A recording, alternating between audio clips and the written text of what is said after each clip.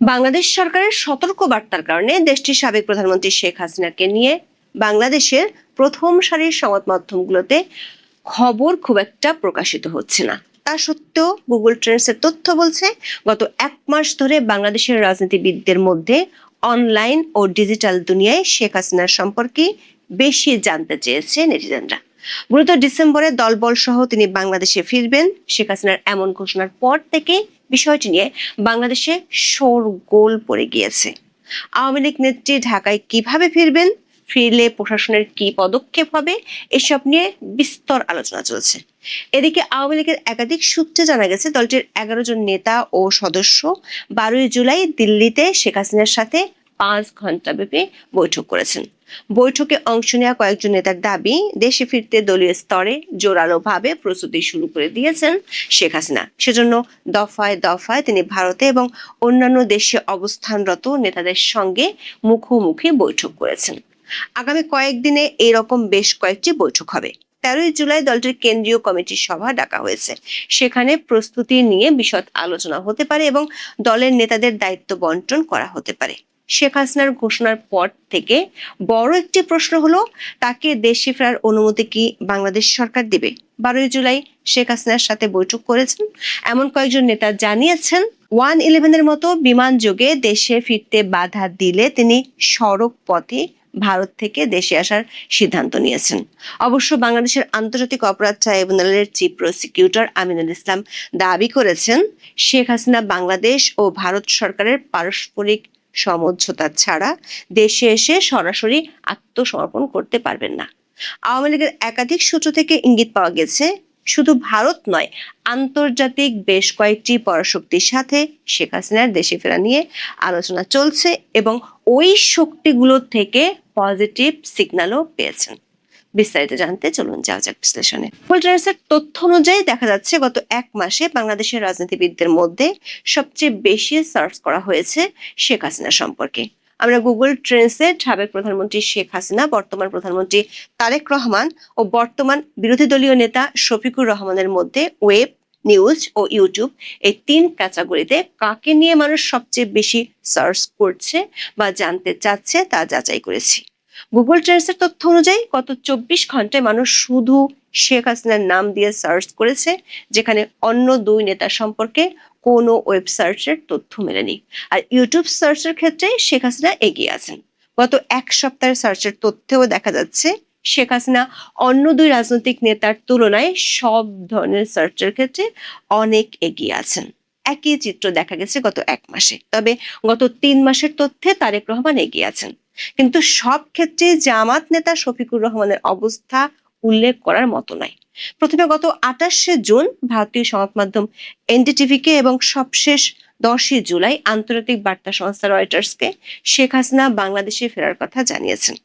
এর মধ্যে প্রথমবারের মতো টেলিফোন সাক্ষাৎকার দিয়ে রয়টার্সকে তিনি বলেছেন, চলতি বছরের ডিসেম্বরে তিনি দলীয় নেতাদের নিয়ে দেশে ফিরে আদালতে আত্মসমর্পণ করবেন। দেখা যাচ্ছে, শেখ হাসিনার এমন বক্তব্য দেওয়ার পর অনলাইনে শেখ হাসিনা নিয়ে সার্চের পরিমাণ ব্যাপক হারে বেড়ে গেছে। যদিও বাংলাদেশ সরকারের সতর্কবার্তার কারণে বাংলাদেশের মূলধারার সংবাদ মাধ্যমগুলো শেখ হাসিনার বিষয়ে খবর প্রচার খুব একটা করছে না। সরকারের একাধিক সূত্র বলছে, শেখ হাসিনার দেশে ফেরার বক্তব্য নিয়ে সরকারের শীর্ষ মহলে কয়েক দফা আলোচনা এরই মধ্যে হয়েছে। মূলত ডিসেম্বরে তিনি বাংলাদেশে ফিরবেন এমন ঘোষণার পর থেকেই বিষয়টি নিয়ে বাংলাদেশে শোরগোল পড়ে গিয়েছে। এসব আলোচনায় উঠে আসছে, বাংলাদেশ সরকারকে তার দেশে ফেরার জন্য ট্রাভেল পাস বা অনুমতি দিবেন। তিনি যেহেতু ভারতে আছেন, তার ফেরার ব্যাপারে ভারত সরকারের মনোভাব কি? আওয়ামী লীগ নেত্রী ঢাকায় ফিরলে প্রশাসনের কি পদক্ষেপ হবে? এসব নিয়ে রাজনীতি থেকে কূটনীতি নানা মহলে নানা ধরনের আলোচনা চলছে। বাংলাদেশের আন্তর্জাতিক অপরাধ ট্রাইব্যুনালের চিফ প্রসিকিউটর আমিনুল ইসলাম সাবেক প্রধানমন্ত্রী শেখ হাসিনার ফেরার বিষয়ে সাংবাদিকদের সাথে কথা বলেছেন। 12 জুলাই তিনি সাংবাদিকদের বলেছেন, বাংলাদেশ সরকার ভারত সরকারের কাছে শেখ হাসিনাকে ফেরত দেওয়ার জন্য অনুরোধ জানিয়েছে। এখন প্রশ্নটা হচ্ছে, তিনি যদি ভারত সরকার নিয়ন্ত্রণে থাকেন, তাহলে তো নিজে নিজে তার আসার কোনো সুযোগ নাই।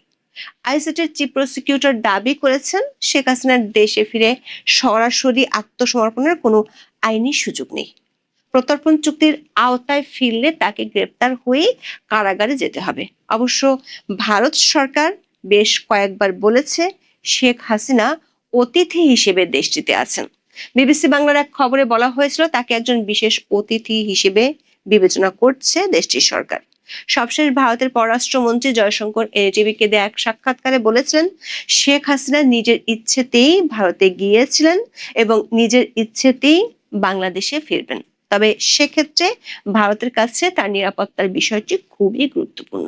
আবার শেখ হাসিনা সবশেষ বলেছেন তিনি আদালতে আত্মসমর্পণ করে আইনি প্রক্রিয়ায় লড়তে চান। আইসিটির চিফ প্রসিকিউটর আমিনুল ইসলামের বক্তব্যে স্পষ্ট ইঙ্গিত মিলছে শেখ হাসিনাকে বাংলাদেশে আসতে হলে বাংলাদেশ ও ভারত সরকারের কূটনৈতিক ও আইনি প্রক্রিয়ার মাধ্যমে আসতে হবে। দৈনিক মানবজমিন পত্রিকায় শিরোনাম করা হয়েছে দুই দেশের সমঝোতা ছাড়া শেখ হাসিনার দেশে ফিরে আত্মসমর্পণের সুযোগ নেই।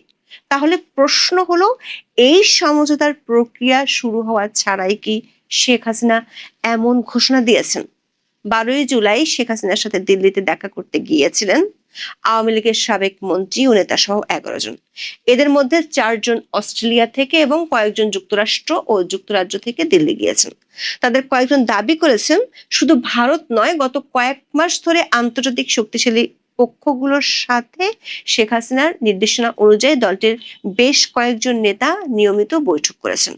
তবে সেসব বৈঠকে কোনো ধরনের সমঝোতা হয়েছে কিনা, হলে কি ধরনের সমঝোতা হয়েছে, এসব বিষয়ে আওয়ামী লীগের নেতারা কোনো মন্তব্য করেননি। দর্শক, শেখ হাসিনার ফেরার বিষয়ে বাংলাদেশ সরকারের বিভিন্ন পর্যায়ের কর্তা ব্যক্তিদের গত কয়েকদিনের বক্তব্য থেকে বোঝা যাচ্ছে সরকার তাকে ফেরার বিষয়ে সরাসরি অনুমতি দিতে চায় না। শেখ হাসিনার ক্ষেত্রে একই রকম ঘটনা ঘটেছিল 1-11 তত্ত্বাবধায়ক সরকার আমলে। ওই সময় বাংলাদেশ সরকার অনুমতি না থাকায় তিনি ব্রিটিশ এয়ারওয়েজের টিকিট কেটেও দেশে ফিরতে পারেননি। শেখ হাসিনার সাথে বৈঠক করেছেন এমন কয়েকজন নেতা বলেছেন শেখ হাসিনা বিমানযোগে দেশে ফেরার চেষ্টা করবেন। যদি সরকার অনুমতি না দেয় তাহলে তিনি সড়ক পথে মানে ভারত বাংলাদেশ সীমান্ত দিয়ে বাংলাদেশে আসার সিদ্ধান্ত নিয়েছেন। আওয়ামী লীগের নেতারা বলছেন দেশে ফেরার আগে সম্ভাব্য সব ধরনের বাধা মোকাবেলার জন্য প্রস্তুতি নিতে শেখ হাসিনা দলের নেতাদের সাথে দফায় দফায় মুখোমুখি বৈঠক করেছেন। এসব বৈঠকে দলের কমিটিগুলো পুনর্গঠন এবং নিষ্ক্রিয় নেতাদের দল থেকে বাদ দেয়া এবং সাংগঠনিক তৎপরতা বাড়ানোর বিষয়ে আলোচনা হয়েছে। পাশাপাশি শেখ হাসিনার দেশে ফেরার আগে ও পরে তার শাস্তি এবং আওয়ামী লীগের কার্যক্রমের উপর নিষেধাজ্ঞা নিয়ে আইনি জটিলতা নিয়েও আলোচনা হয়েছে বলে বৈঠক সূত্রে জানা গেছে। দর্শক, শেখ হাসিনার দেশে ফেরার ঘোষণার পর যে আলোচনা হচ্ছে সেখানে একটি বড় ইস্যু হলো তিনি দেশে ফেরার পর কি হতে পারে বা সরকার আসলে কি ব্যবস্থা নিতে পারে। আইসিটির চিফ প্রসিকিউটর দাবি করেছেন প্রথমত শেখ হাসিনার আত্মসমর্পণের সুযোগ নেই, বরং তাকে গ্রেপ্তার করা হবে। দ্বিতীয়ত তার বিরুদ্ধে মৃত্যুদণ্ড থাকায় তার জামিনেরও সুযোগ নেই। আমিনুল ইসলামের দাবি ব্যক্তিগতভাবে এসে স্বাধীনভাবে আত্মসমর্পণের কোনো আইনি সুযোগ নেই। নির্বাসনের থেকে তাকে দণ্ডিত হিসেবে গ্রেপ্তার হয়ে আসতে হবে। আসতে হলে ভারত সরকারকেই তাকে বাংলাদেশ সরকারের কাছে হ্যান্ডওভার করতে হবে। দেশে ফিরলে শেখ হাসিনার জামিনের কোনো সুযোগ আছে কিনা এমন প্রশ্নের জবাবে চিফ প্রসিকিউটর আমিনুল ইসলাম বলেছেন বাংলাদেশে এখন পর্যন্ত কোনো মৃত্যুদণ্ড পাওয়া আসামির জামিন হয়েছে এরকম নজির নেই। যদি শেখ হাসিনাকে কোনোভাবে বাংলাদেশে আনা হয় অথবা তাকে বাংলাদেশে পাওয়া যায় তাহলে সঙ্গত কারণে যেহেতু তার বিরুদ্ধে মৃত্যুদণ্ডাদেশ, তিনি প্রথমত জেলে যাবেন। নির্ধারিত সময়ের মধ্যে পদক্ষেপ না নেওয়ায় শেখ হাসিনা আপিলের অধিকার খুইয়েছেন জানিয়ে চিফ প্রসিকিউটর বলেছেন আন্তর্জাতিক অপরাধ ট্রাইব্যুনাল আইনের সেকশন 21(3) বলা হয়েছে 30 দিন পরে আর কোনো আপিল হবে না। যদি আপিল করার সুযোগ না থাকে তাহলে সাজা বহাল থাকবে। যদি আপিল করা যায় তাহলে আপিল নিষ্পত্তির সাপেক্ষে যা হয় তা হবে। তবে উচ্চ আদালতের অনেক সিনিয়র আইনজীবী ভিন্ন কথা বলছেন। সুপ্রিম কোর্টের আইনজীবী ও ব্রাহ্মণবাড়িয়া 2 আসনের স্বতন্ত্র সংসদ সদস্য রুমিন ফারহানা বলেছেন শেখ হাসিনার ফেরত আসায় আইনি কোনো বাধা নেই। উনি ফিরবেন, ফিরে আত্মসমর্পণ করবেন, বাংলাদেশের নর্মাল সিআরপিসির যে প্রসিডিওর সেটি উনি ফলো করবেন। যেহেতু গ্রেপ্তারি পরোয়ানা রয়েছে তাই ট্রাভেল পাস পেয়ে শেখ হাসিনা দেশে ফিরলে আটক হবেন বলে মনে করেন আইনজীবী মঞ্জিল মোর্শেদ। তিনি গণমাধ্যমকে বলেছেন, সুপ্রিম কোর্ট রুলস অনুযায়ী নির্দিষ্ট সময়ের মধ্যে আপিল না করলে কেন দেরিতে করেছেন সে বিষয়ে আদালতকে সন্তুষ্ট করার মতো ব্যাখ্যা দিতে হবে। আদালত আপিল গ্রহণ করলে মৃত্যুদণ্ডাদেশ স্থগিত হয়ে যাবে। আবার দেশে ফিরে সাজার রায়ের বিরুদ্ধে আপিলের সুযোগ শেখ হাসিনার থাকছে বলে জানান সুপ্রিম কোর্টের জ্যেষ্ঠ আইনজীবী শাহদিন মালিক। তিনি বলেছেন, রায়ের 1 মাসের মধ্যে আপিলের বিধান থাকলেও সব সময় তা অনুসরণ করা হয় না। 10 থেকে 15 বছর পরেও আপিল করার নজির রয়েছে। আইনজীবী মনে করেন, আন্তর্জাতিক অপরাধ ট্রাইব্যুনাল আইনে 30 দিনের মধ্যে আপিলের বাধ্যবাধকতা থাকলেও সুপ্রিম কোর্ট রুলস অনুযায়ী উতরে যাওয়ার সুযোগ আছে। যেমন পলাতক অবস্থায় 2013 সালের জানুয়ারিতে ট্রাইব্যুনালে ফাঁসির দণ্ড পাওয়ার 13 বছর পরে সে গত জানুয়ারিতে আপিল করেছিলেন জামাত নেতা আবুল কালাম আজাদ।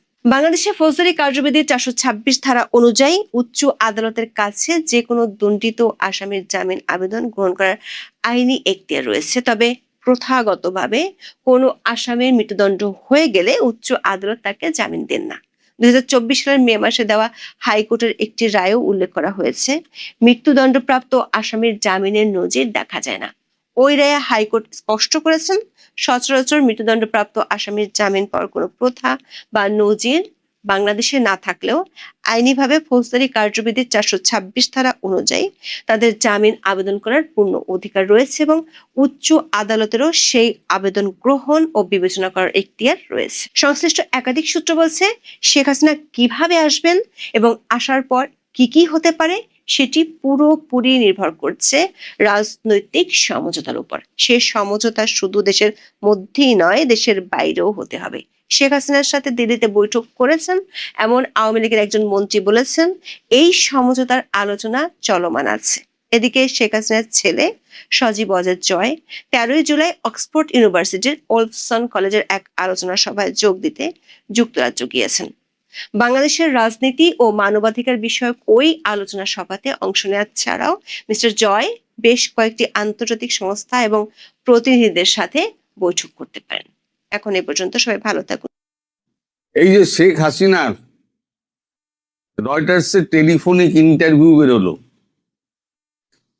এটা কি নেহাতি ইন্টারভিউ নাকি এর মধ্যে লুকিয়ে আছে গভীর ডিপ্লোম্যাসি? ইন্টারভিউ তো আমি তো করেছি, আপনারাও সব শুনেছেন, আপনাদের দেশেও প্রচুর এখনো আলোচনা হচ্ছে। কিন্তু আমি সবসময় না, আপনাদের বলেছি না, আমি পেছনের কারণটা আমি খুঁজি, যে এতদিন উনি ওনার দলের কর্মীদের সঙ্গে উনি টেলিফোনে আলাপ করতেন।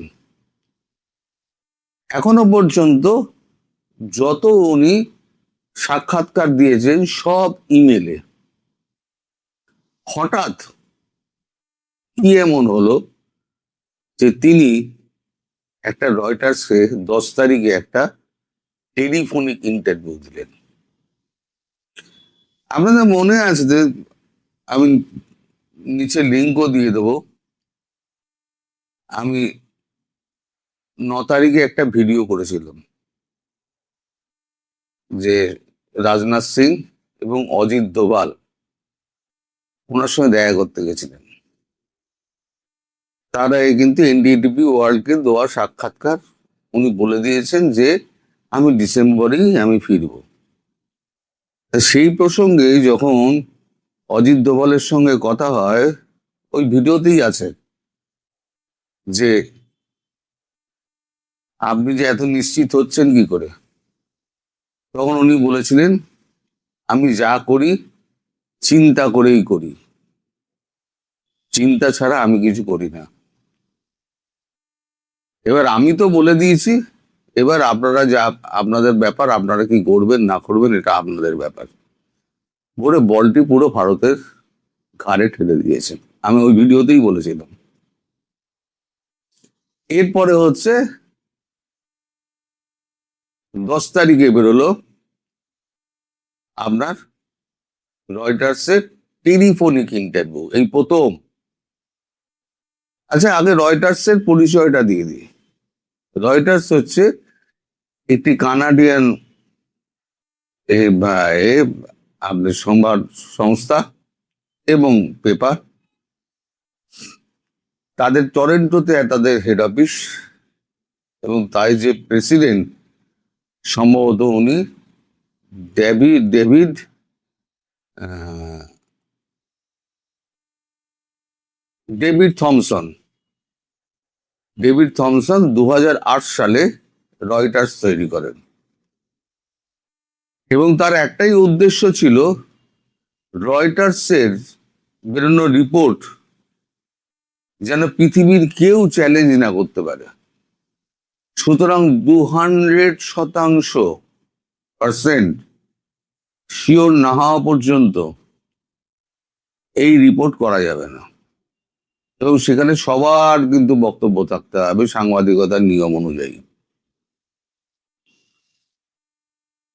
এই যখন বলা হলো না, তখনই ডিপ্লোম্যাটিক চালটা ব্যবহার করা হলো। অজিত দোভাল সোজা যোগাযোগ করলেন একেবারে রয়টার্সের ডেভিড থমসনের সঙ্গে। অজিত দোভালের বক্তব্য ছিল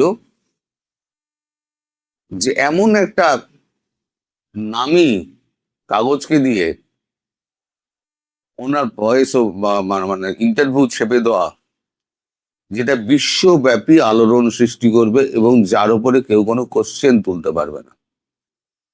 কিন্তু রয়টার্স বলেছে, আমরা তো ইমেলের সাক্ষাৎকার তো আমরা নেব না, আমাদের তাহলে টেলিফোনের সাক্ষাৎকার দিতে হবে, এবং সে ক্যাসেট আমাদের কাছেই থাকবে, এটা আমি গ্যারান্টি দিচ্ছি। তখন অজিত দোভাল আবার যোগাযোগ করেন শেখ হাসিনার সঙ্গে, এবং শেখ হাসিনা রাত্রিবেলা 9 তারিখ এবং 10 তারিখ সকালে ওই ইন্টারভিউ দেন।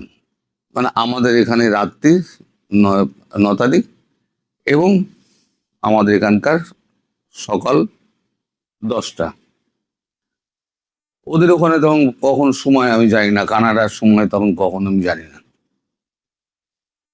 সেই টেলিফোনিক ইন্টারভিউটা 2 দিন ধরে হয়। তারপর কপি লেখা হয়, এবং তার আগে সমস্ত যোগাযোগ করে নেওয়া হয়। ওই যখন সময় পেয়েছে তার মধ্যেই ভারতবর্ষের মতামত জেনে নিয়েছে। অজিত দোভালই বলে দিয়েছে, আমরা কোনো মতামত দেবো না, তার দেশ তিনি ফিরে যাবেন, আমাদের বলার কি আছে। বাংলাদেশের লোককে ধরা হয়, কেউ নাকে কাঠি দিয়ে হাঁচেনি। যখন বারবার যোগাযোগ করা হয় বিভিন্ন লোককে, হতাশ হয়ে তারা লেখে যে বাংলাদেশে সরকারের পক্ষ থেকে কেউ কোনো কথা বলেনি। এর ডিপ্লোম্যাটিক চালটা হচ্ছে এইখানে। এইবারেতে সব কটা বিদেশি যত কাগজ আছে, আপনি দেখবেন ওয়াশিংটন ডিসি পোস্ট, তারপর আপনার আরো যে সমস্ত আমেরিকান কাগজ রয়েছে, আরটি রাশিয়ান কাগজ রয়েছে, এই সমস্ত কাগজগুলো ধীরে ধীরে তার ইন্টারভিউ নেবে। অর্থাৎ উনি যে যাবেন এবং যাওয়ার আগের থেকে যাওয়ার পরের অবস্থা পুরোটা আন্তর্জাতিক মিডিয়ার চোখের সামনে যেন থাকে। অর্থাৎ তার গতিবিধি সম্পর্কে একদম মিডিয়া, সারা বিশ্বের মিডিয়া তার উপরে নজর রাখবে। এটা হচ্ছে একটা ডিপ্লোম্যাটিক চাল। নইলে এতদিন বাদে হঠাৎ তিনি দুম করে বললেন কেন, মানে টেলিফোনিক কনভারসেশন উনি করলেন কেন? করলেন এই কারণে। আর একটা কারণ আছে, সেটা হচ্ছে একটা টেলিভিশনের সাক্ষাৎকার। সেটা কবে হবে আমি জানি না, কিন্তু একটা বিদেশি টেলিভিশন, খুব নামি টেলিভিশন, তাদের প্রতিনিধিরা আসবে, ভারতবর্ষের বিশেষ সুরক্ষায় তাদেরকে নিয়ে যাওয়া হবে, নিয়ে গিয়ে তারা ওখানে কথাবার্তা বলবেন। এবং ওই প্রথম শেখ হাসিনা মুখোমুখি টেলিভিশনের তার বক্তব্য জানাবেন। অর্থাৎ তিনি মন থেকে গুছিয়ে নিয়েছেন আমি কিভাবে কি করব না করব, এবং যেহেতু ভারতবর্ষের ঘাড়ে ঠেলে দেওয়া হয়েছে, ভারতবর্ষ ঠিক করে নিয়েছে যে আমায় কি করতে হবে। আর ওনার মনের মধ্যে কিছু প্ল্যান রয়েছে, সেটা ভারতবর্ষ জানে না।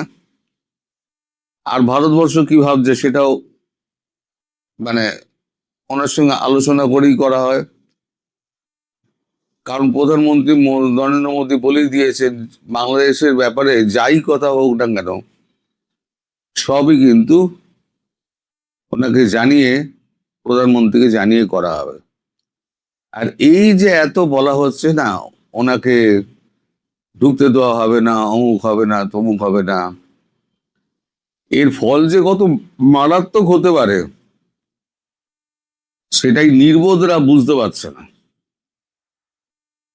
এই নির্বোধরা যেটা বুঝতে পারছে না, কালকে আমি আপনাদের বলবো এই নির্বোধদের, ওই আপনার টরে পড়া নির্বোধ যারা আজকে দেশ চালাতে বসেছে, তারা জানে না যে কার সঙ্গে খেলছে। একটা কথা জেনে রাখবেন, তিনি কিন্তু এখনো প্রধানমন্ত্রী, তিনি কিন্তু দেশের সর্বসর্বা, তার হাতেই সবকিছু। ফলে তাকে দেশে ঢুকতে দেব না, এত বড় কথা যারা বলে তারা নিহাতি মূর্খের স্বর্গে বাস করে। আন্তর্জাতিক মিডিয়ার যে প্রেসার তা তো জানে না সেটা কোথায় যেতে পারে। আচ্ছা ফাঁসির আসামিকে পর্যন্ত ছেড়ে দিতে হয়, আর একটা প্রধানমন্ত্রীকে দেশে ঢোকা তো কোনো ব্যাপারই না। এবার যেটা দাঁড়াচ্ছে ধীরে ধীরে, আমার যেটা মনে হচ্ছে, আমি যেটা বলেছিলাম উনি প্রধানমন্ত্রী হিসেবেই হয়তো ফিরবেন, আমি আজকে আপনাকে বলে দিলাম। যেদিকে অঙ্ক এগোচ্ছে, আমি গতকালকে হয়তো বলেছিলাম বেশি বলে ফেলেছি, এখন অঙ্ক যেদিকে এগোচ্ছে তাতে আমার পূর্ণ বিশ্বাস তিনি প্রধানমন্ত্রী হিসেবেই দেশে ঢুকবেন। এবং তার আগে এই যতই যে বাধা দেওয়ার জন্য উঠে পড়ে লেগেছে না, সব হচ্ছে ভয়ে, তারা সব দেখবেন ভেঙে গেছে, সব ভেঙে যাবে, একটাও দেশে থাকবে না। পুরো দেশ আওয়ামী লীগ একেবারে করে নেবে, দখল করে নেবে। এই কারণটা আপনাদের বলে দিলাম, এটাই হচ্ছে কারণ। আর কালকে বলবো, আজকে যারা বলছে ঢুকতে দেব না, তারা কত বড় সর্বনাশের গর্ত খুঁজছেন, কত বড় সর্বনাশের গর্ত খুঁড়ছেন সেইটা আমি কালকে বলবো। আজকে আর ভিডিও লম্বা করবো না, সবাই ভালো থাকবেন।